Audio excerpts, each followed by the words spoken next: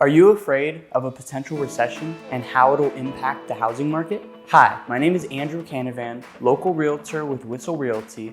And while no one knows exactly when we will have our next recession, most experts agree that we will likely have one soon.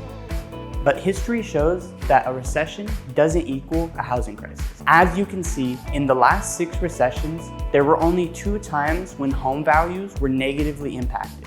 Once was in 1991 when the damage was minimal, and the other time, of course, was in 2008, which was a direct cause of bad loan requirements and very high supply, which is a polar opposite to what's happening right now with low supply and strict loan requirements. So if you're thinking about purchasing a home right now and want to dive into greater detail about the current state of the market and why right now is actually a great time to purchase, don't hesitate to reach out. We can schedule a time to meet.